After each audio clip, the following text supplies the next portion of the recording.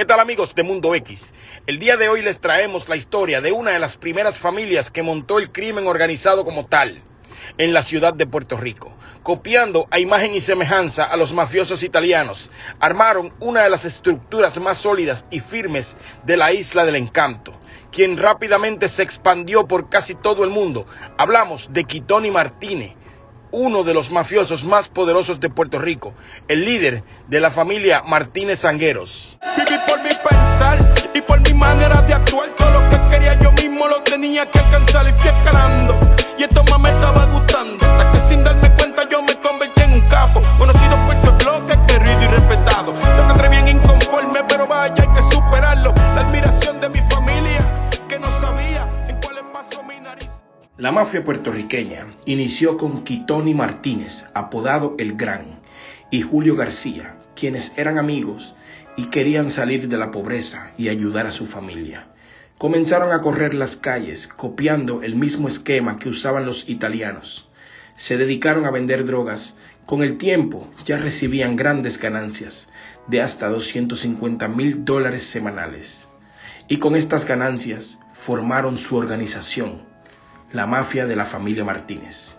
Iniciaron dando empleo a 30 familiares, pagándole $1,000 a la semana en la década de los 80, construyendo así su gran imperio. Para 1986 compraban hasta $20 millones de cocaína a Colombia. Además, adquirieron botes para enviar armas a Europa y Estados Unidos.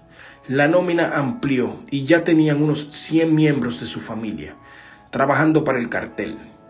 Pero como siempre, la familia empezó a meter la pata y empezó a robar préstamos y a extorsionar, a chantajear a otras gangas, a las que le tumbaron mucho dinero.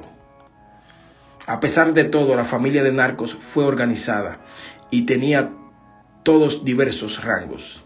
Dentro de la familia se determinó un salario para cada cual. Habían en total 6 rangos. El Gran, este cargo era de Kitoni, era el rango mayor y era el que hacía todos los negocios grandes. Tenía una muy buena seguridad que le guardaba su vida y bienes. Solo podían reunirse con él el Copas o el Castas y el Contador. Nunca se podía vincular a asesinatos, ya que las órdenes de ejecución las daba en privado a los Copas, y estos la transmitían al resto del grupo. El otro rango era el Copa. Este cargo lo ejercía el hijo de Kitoni, Carlos Martínez. Este chico obtuvo ganancias de unos $20 millones para aportar al negocio familiar. Creció dentro de la organización bastante rápido, siendo primero soldado y finalmente Copa. El Copa era la mano derecha del Gran. El Copa revisaba que no ocurriera ningún error de las órdenes que el Gran daba. También velaba porque todos los que mandaban a dar de baja estuvieran terminados los trabajos. El Copa era el futuro del Gran. Carlos Martínez era el jefe de los Copas y mandaba asesinar a los soldados en los que no confiaba. El Contador, cada Copa tenía un contador y estos eran los que llevaban la contabilidad de la familia. Se cercioraban de que no hubiera robos, de hacer facturas y de que nadie engañara a la familia. Luego seguía el rango del Casta. Este personaje se encargaba dentro de la organización de liderar a los soldados. Solo había un total de 4 castas en toda la organización y solo podían ser oriundos de Puerto Rico. No admitían personas de otro país y podían aspirar a Copa y a Casta. Recaudaban dinero y eran guardaespaldas de los jefes y ganaban un 40% de lo recaudado. El 60% era para los jefes. Les seguían los soldados. Estos se encargaban de dar de baja, hurtar, manejar los coches, llevar la mercancía a las calles y puntos de ventas.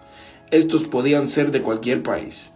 Además, estos dirigían el rango menor, que eran los hombrecitos.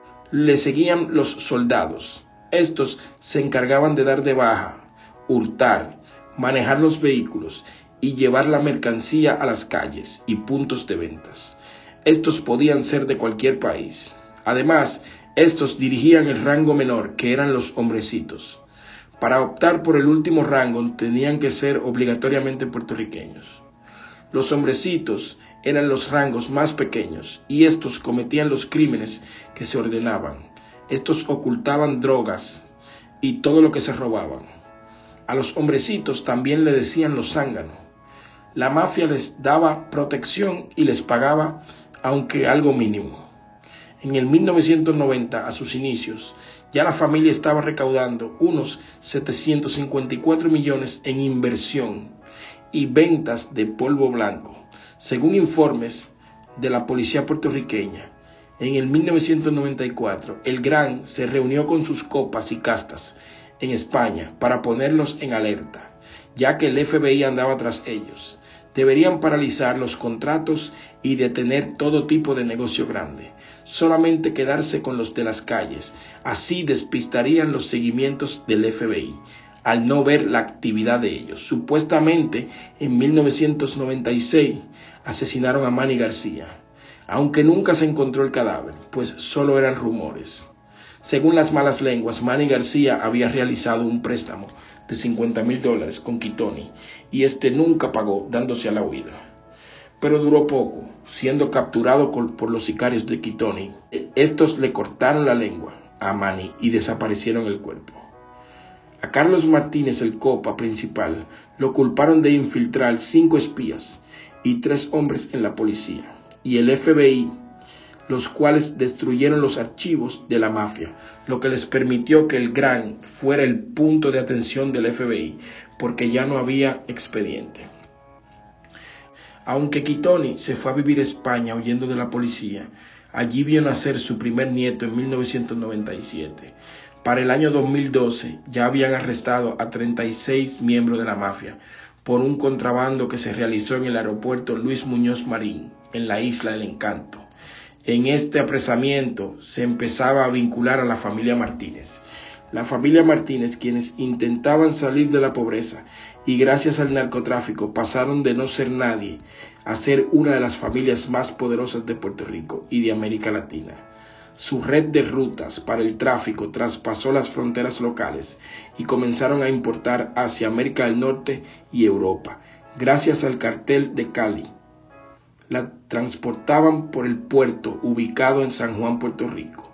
Se expandieron tanto que le distribuían a narcos de la talla de Frank Lucas, los Nietas, los Latin King, Ismael Zambada García, So Pound, entre otros. Pero siguieron creciendo, hasta el punto de tener en la nómina de la familia a un químico español que le fabricaba la cocaína solo a ellos, obteniendo ganancias de $750,000 a $2 millones, solo en la parte internacional. Por lo que esto empezó a tener conflicto internacional, específicamente con México, especialmente con el cartel del Golfo. Estos le solicitaron 35 millones para poder dejar que ellos hicieran negocio en su país. De acuerdo a informes policiales y testimonios de algunos testigos de la familia, tenían muchas casas y apartamentos dentro y fuera de Puerto Rico, y solo el trato que hicieron con el cartel del Golfo ganaron $500 millones. En extorsión de préstamos ganaron 10 millones, más alquileres de algunas propiedades. La mafia le hacía la vida de cuadritos a los pequeños comerciantes, pandillas callejeras y hasta los jueces. Los chantajeaban, ofreciéndoles protección a cambio de dinero. Carlos Martínez, el jefe de los copas, dio préstamos de $48,627 a un colombiano que estaba ilegal llamado Javier Alveraz. Pero este no quiso pagar todos esos intereses que le ponían. Solo le dio $13,000 a la mafia. Por lo que la orden que dieron fue de secuestrarlo y luego lo enterraron completamente vivo. A Carlos Martínez lo condenaron a 5 años en prisión por secuestro, pero solo le dieron esta pequeña condena, porque era muy amigo de los jueces. Pero al salir de prisión en la misma penitenciaría, le dieron con un arma blanca 3 puñaladas y terminó siendo asesinado.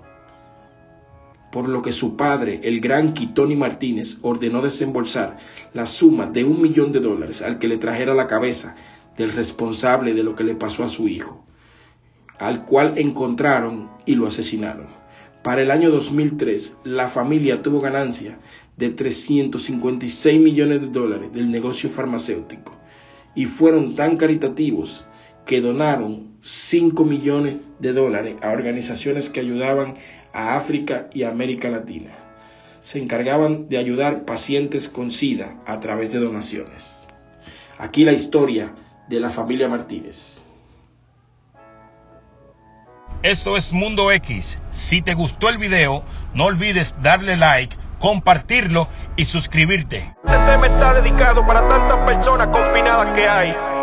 Tantos dominicanos, boricuas, que están vivos, pero no estarán mal con sus seres queridos.